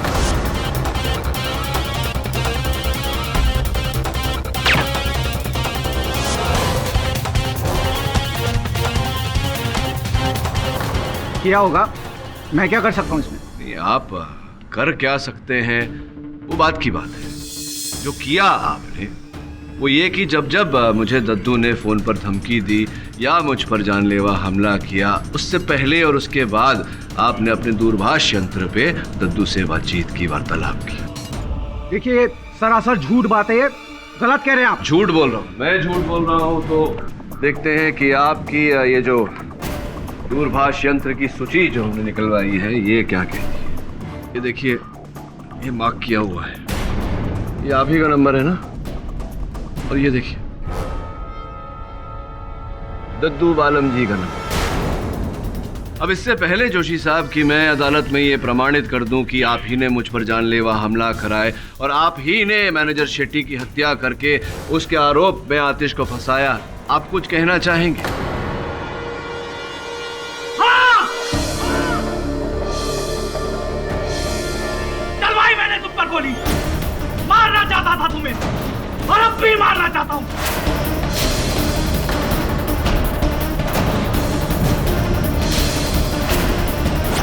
ये तो बताइए कि आपने बेचारे मैनेजर शेट्टी को क्यों मारा? उसे नहीं मारा मैंने। अच्छा, विचित्र बात है, मुझी से भूल हो गई लगता है। मैंने सोचा कि आप नहीं चाहते थे कि मैं प्रमाणित करूं अदालत में कि आपने मैनेजर शेट्टी की हत्या की, इसलिए आपने मुझे मारना चाहा। मारना तो चाहता हूं तुम्हें। क्यों? क्योंकि मैं नहीं चाहता कि तुम इस आतिश को निर्दोष साबित करो और वो इस केस से छूटे।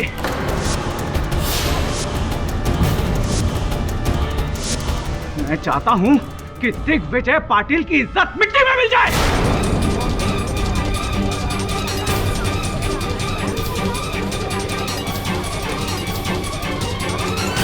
धोखेबाज, अस्तिन के साथ छोड़ूंगा नहीं मैं तुझे। छोड़ छोड़ कर। Order order. हाँ हूँ धोखेबाज, हूँ आस्तीन का साथ। आपकी तरह सच्चाई और ईमानदारी का पुतला नहीं हूं मैं।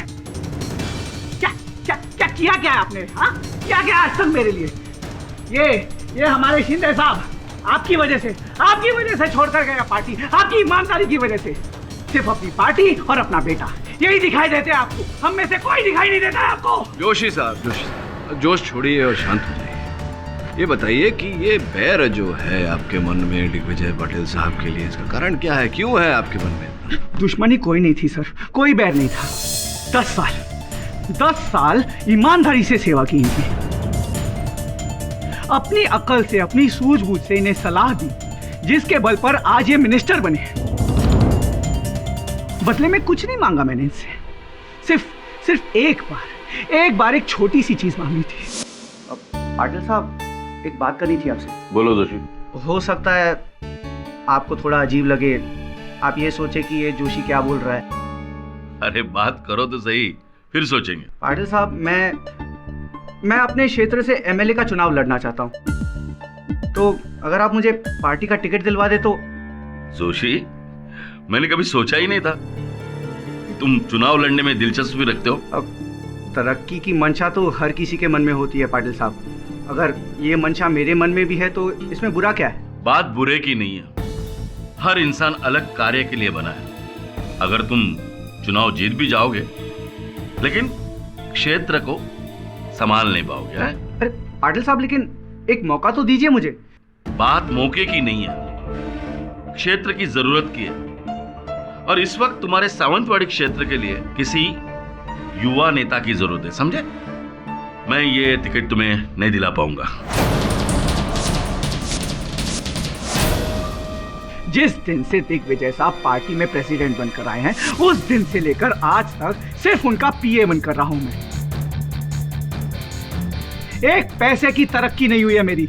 और अगर आतिश पर यह हत्या का आरोप सिद्ध हो जाता तो आप एमएलए बन जाते। वो सब नहीं जानता मैं। पता है आपको, आप जानते थे कि आपको टिकट कैसे मिलने वाली है, क्योंकि बेचारे आतिश को फंसाकर कोई सीधा फायदा तो था नहीं आपका। किसी के कहने पर आपने मैनेजर शेट्टी की हत्या की है।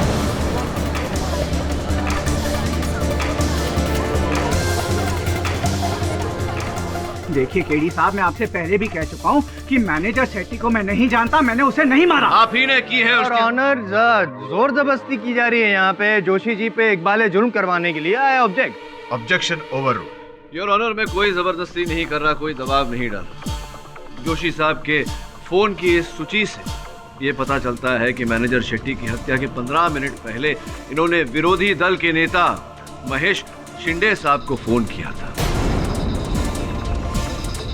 यह सीधा सीधा संकेत है योर ऑनर इस बात का कि मैनेजर शेट्टी की हत्या में जोशी और शिंदे दोनों का हाथ है।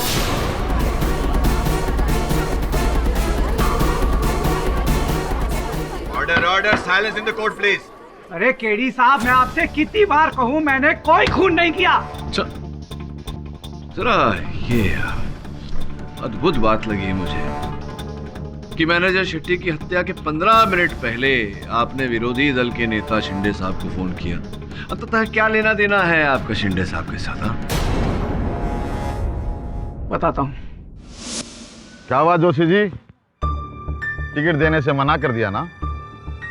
क्या बताऊं शिंदे साहब, पहली बार इतना ईमानदार आदमी देखा।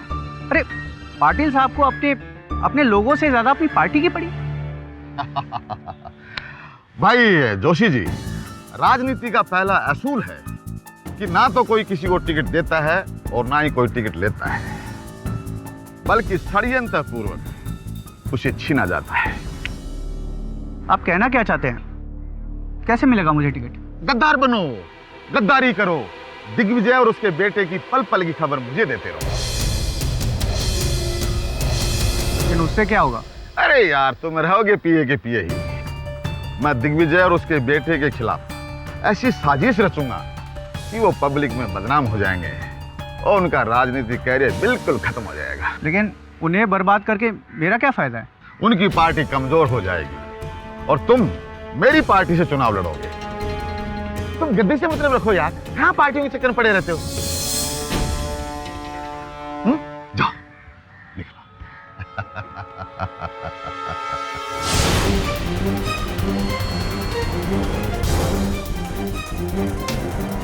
और बस उस दिन से मैं शिंदे साहब को आतिश और दिग्विजय साहब की पल पल की खबर देने लगा। और कत्ल वाली रात को भी मैंने शिंदे साहब को फोन किया था। आपने इन्हें फोन ये बताने के लिए किया था कि आतिश डैफोडिल्स क्लब जा रहा है। अरे केडी साहब, मैं आपसे कितनी बार कह चुका हूँ कि इस मर्डर में मेरा कोई इन्वॉल्वमेंट नहीं है। ये मर्डर अगर किसी ने किया है तो शिंदे साहब ने किया है। ए जोशी, अपनी औकात में रह के बात कर। आप इनकी बात मत सुनिए सर। आप जानते नहीं है कितने खतरनाक आदमी है। आप पर ये जो गोली चलवाई गई है ना, उस आदमी का नंबर भी इन्होंने दिया था मुझे। जोशी चुप! और ये सब मुझे फंसाने की साजिश है। मैं भला किसी का मर्डर क्यों करूंगा? Order order, silence please. Your honour, मैं मिस्टर महेश शिंदे को कटघरे में बुलाने की अनुमति चाहता हूं। योर ऑनर, पाठक साहब पहले भी शिंदे जी को यहाँ पे कटघरे में बुला चुके हैं और आतिश खुद कह चुका है कि जब वो डैफोडिल्स पब में अंदर घुस रहा था तब उसने खुद शिंदे जी को पब से बाहर निकलते हुए देखा है। योर ऑनर, नए साक्ष्य की रोशनी में प्रश्न भी नए। Objection overruled. शिंदे साहब, ऐसा कहा जाता है कि आप दिग्विजय पाटिल साहब के बड़े भाई सूरज पाटिल साहब के बहुत करीब थे, बहुत चहीते थे उनके। जी हाँ, वो मेरे राजनीतिक गुरु थे। जब दिग्विजय पाटिल साहब दल के प्रधान बने तो दल छोड़ क्यों दिया? क्योंकि मैं इनके विचारों से खुश नहीं था। विचारों से खुश नहीं थे या इनकी ईमानदारी से खुश नहीं थे?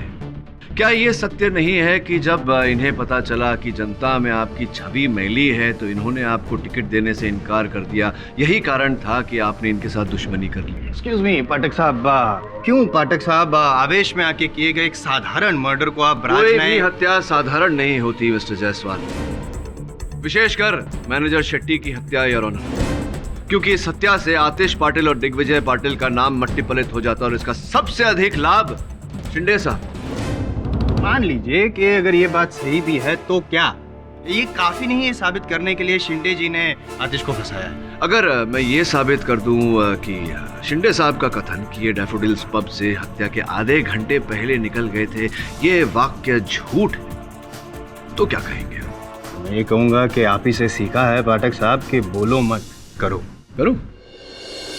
चलिए बताइए कि जब आपने प्रस्थान किया डैफोडिल्स पब से तो किस प्रकार अपने वाहन में गए थे आप, अपनी ही गाड़ी में? क्या मतलब? नहीं, मतलब ये है कि होता है कभी कभी कुछ खराबी आ जाती है गाड़ी में तो व्यक्ति टैक्सी, रिक्शा, बस, पैदल, साइकिल आदि ऐसा कोई और वाहन का प्रयोग करता है, उपयोग करता है। आप कैसे गए थे? अब ऐसा कुछ नहीं है, मैं अपनी कार से गया था। तो फिर ऐसा कैसे हुआ शिंदे साहब कि आपकी गाड़ी हत्या के आधे घंटे बाद तक डैफोडिल्स पब के पार्किंग लॉट में ही खड़ी थी?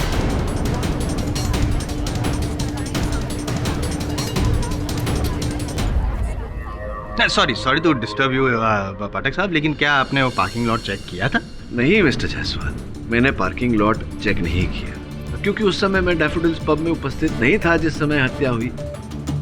किंतु मैंने उस पार्किंग लॉट का रजिस्टर सूची चेक की जिसमें वाहन के आने और जाने का समय दर्ज किया जाता है और उस रजिस्टर के अनुसार शिंदे साहब की गाड़ी हत्या के आधे घंटे बाद पार्किंग लॉट से निकली। तो बताइए शिंदे साहब, आपके कथन के अनुसार आप हत्या के आधे घंटे पहले ही वहां से निकल गए थे, तो हत्या के आधे घंटे बाद तक आपकी गाड़ी पार्किंग लॉट में क्या कर रही थी? अब याद आया नेताजी बताइए।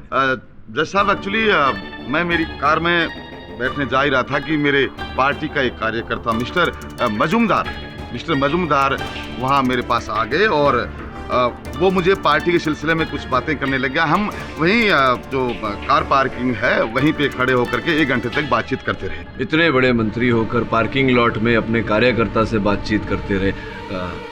पार्टी का मामला, पार्टी का मामला जी। मुझे क्यों ऐसा लग रहा है कि आप कहानी बुन रहे हैं? जी, ये कहानी नहीं है।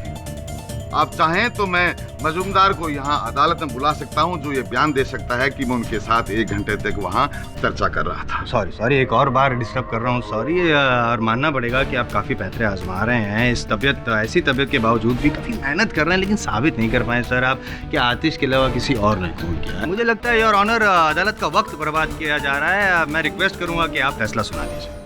मिस्टर पाठक, कोई और सबूत पेश कीजिए। आपके सबूतों से यह साबित नहीं हो पा रहा है कि खूनी आतिश नहीं कोई और है। अगर आपके पास सबूत हैं तो ठीक, वरना यह अदालत अपना फैसला सुनाएगी।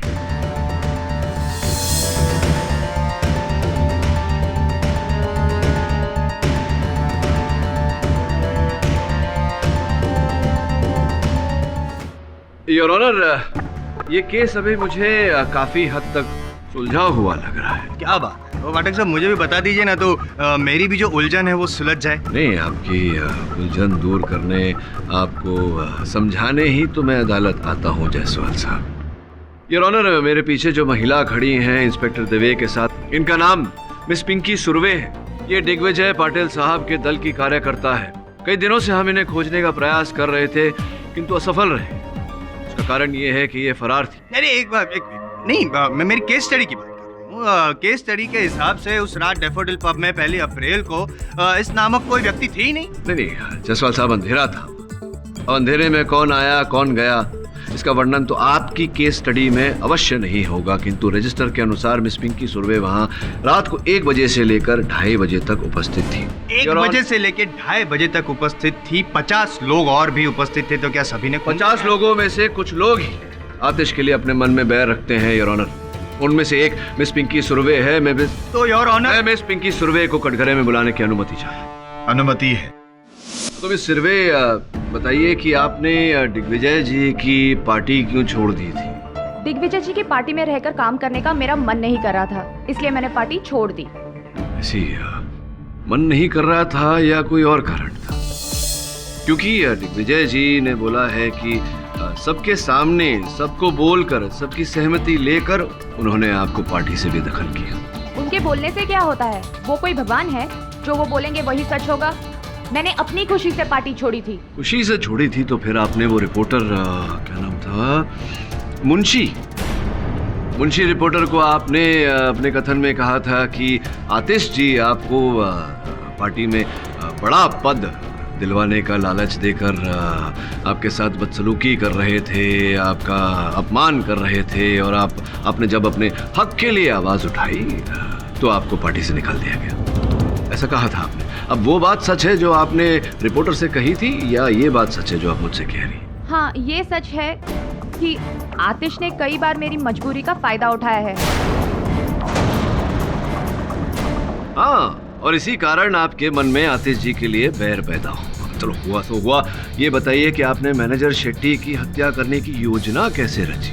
रची तो रची, लेकिन हत्या के बाद आप फरार हो गई, शहर से ओझल हो गई, लापता हो गई। यहाँ तक कि समन्स भेजने के बाद भी आप पिछली पेशी में उपस्थित नहीं हुई। चलिए, नहीं हुई तो नहीं हुई, ये बता दीजिए कि डैफोडिल्स पब से जुड़ा हुआ जो होटल है वहाँ आप दाखिल हो गई, प्रवेश कर लिया आपने, लेकिन कहीं आपके नाम की कोई नोंद नहीं हुई, जिक्र नहीं हुआ, आपको किसी ने देखा नहीं, ये कैसे संभव हो गया? मुझे क्या पता कि किसी ने मुझे वहाँ क्यों और कैसे नहीं देखा। मैं बताऊं? देखिए, आपने पहले ये योजना रची। आपने कार्तिक से कहा कि चाहे जो हो जाए आतिश को दारू नहीं देना। आप जानती थी कि आतिश अपने साथ अपना रिवॉल्वर रखता है। आप जानती थी कि जैसे ही कार्तिक शराब देने से मना करेगा, आतिश अपने रिवॉल्वर का उपयोग करेगा। आप जानती थी कि ऐसा होगा। आपने किसी और व्यक्ति को नियुक्त किया था जो उसी समय बिजली काटने वाला था, वहां अंधेरा करने वाला था, और जैसे ही वहां अंधेरा हुआ आप घुसी और आपने आतिश के रिवॉल्वर द्वारा मैनेजर शेट्टी पर गोली चलाकर उसकी हत्या की।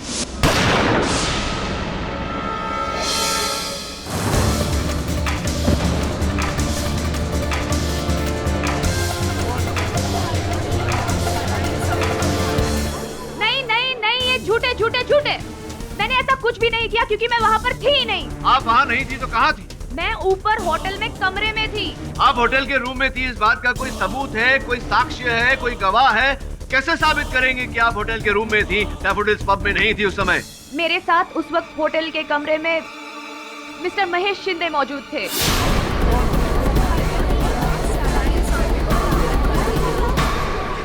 जज साहब, ये झूठ बोल रही है, मुझे फंसाने की कोशिश कर रही है लड़की। माँ कसम, मैं वहां नहीं था।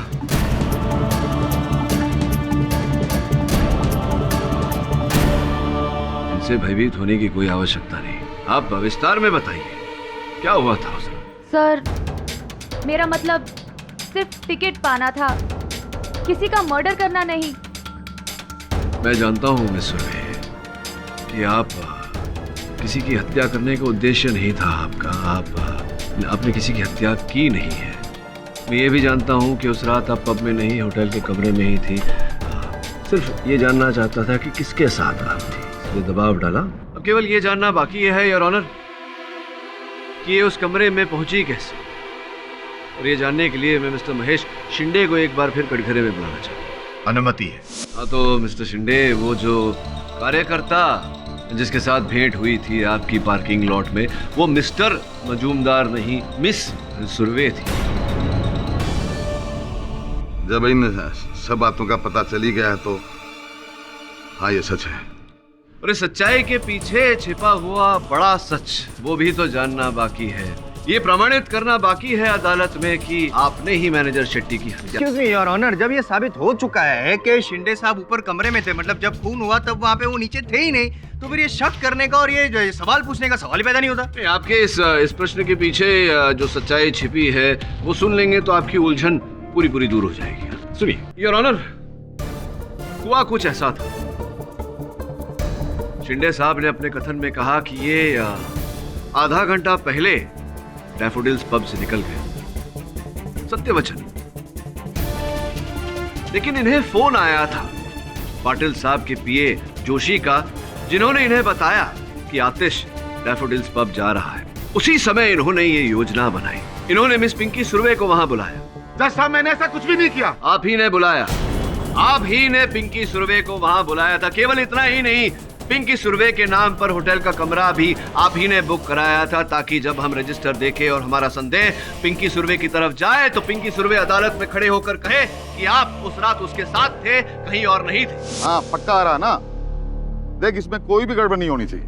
हाँ, अब मैं तेरे को थोड़ी देर में कॉल करता हूँ। पिंकी कैसी है? अच्छी हूँ, आप कैसे हैं सर? हम ठीक हैं भाई। पिंकी, क्या बात है, आपके काफी समय से दीदार नहीं। लेकिन आपने बुलाया तो हम आ भी तो गए ना। अरे हम तो आपको रोज ही याद करते हैं। अच्छा पिंकी, हाँ, अब की बार तेरे को टिकट जरूर मिलेगा, इस बात का भरोसा रखिए हम पे। तो ठीक है, फिर हम आपको भी नाराज नहीं करेंगे। अरे पिंकी, इधर कमरा है, आप चलिए, मैं आता हूँ। ठीक है।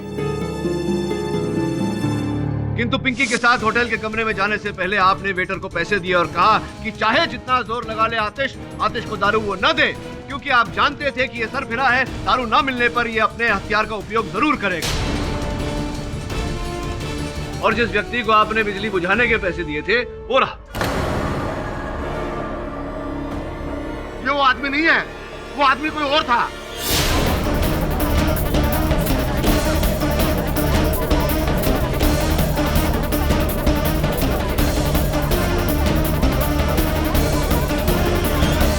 मतलब आपने पैसे दिए थे किसी व्यक्ति को बिजली काटने के लिए? इसका अर्थ ये होता है शिंदे साहब की षड्यंत्र आपका रचा हुआ है, मैनेजर शेट्टी की हत्या आप ही ने की है। मैंने शेट्टी को नहीं मारा, लेकिन मैं जानता हूं कि शेट्टी को किसने मारा है। किसने की है बताइए?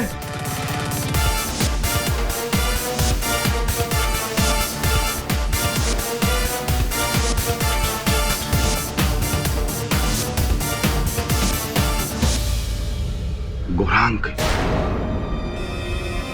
जोर से बोलिए। किस गौरांग ने?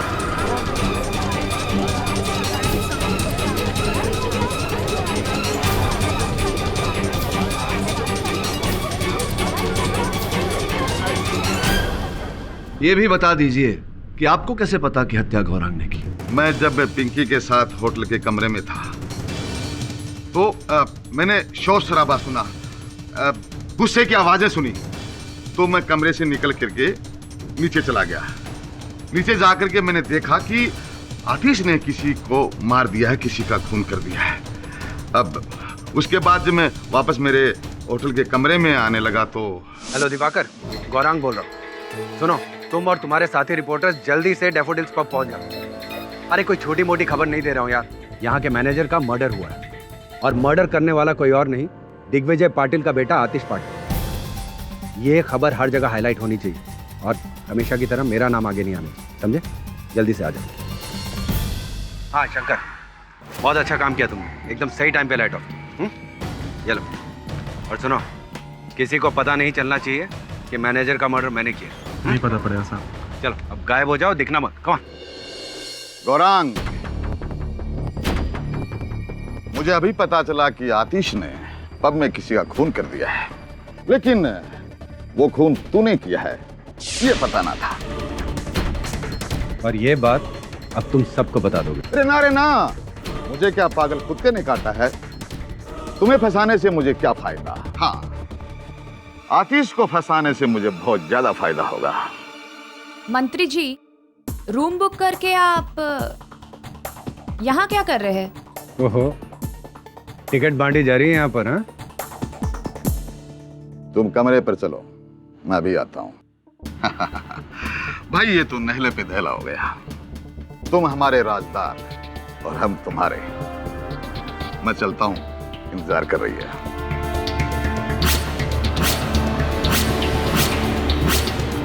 हाँ, मैंने ही मैनेजर शेट्टी का मर्डर किया।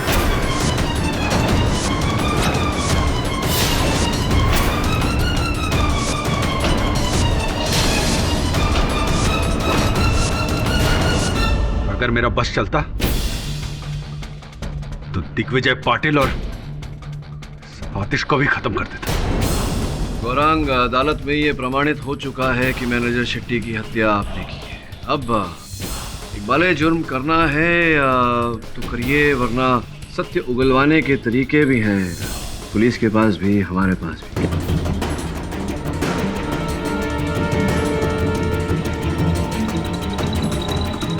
सत्य उगलवाने के तरीके भी हैं पुलिस के पास भी, हमारे पास भी। क्या करना चाहेंगे आप?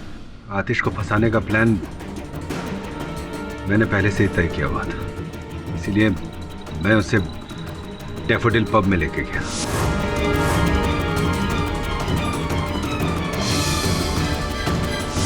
वो जो झगड़ा हुआ था वो भी मुझे पता था वहां पर आतिश को शराब नहीं मिलेगी, वो लोग सर्व नहीं करेंगे और वो इस बात पर हंगामा खड़ा करेगा, क्योंकि ये हमेशा से ऐसा करता है। रुकिए सर, रुकिए प्लीज, ऐसा मत कीजिए प्लीज। प्रॉब्लम क्या मुझे बताइए प्लीज। प्लीज गन अंदर रखिए प्लीज, प्लीज शांत हो जाइए।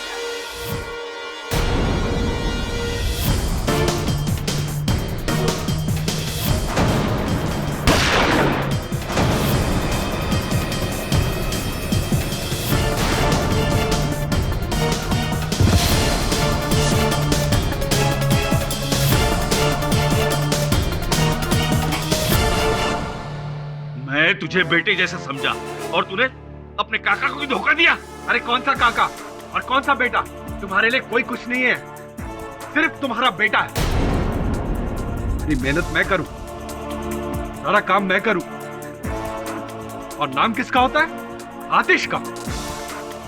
कोई भी पार्टी में अच्छा काम कुछ भी हो, क्रेडिट किसको मिलता है? आतिश को। कभी अपने भतीजे के बारे में सोचा तुमने?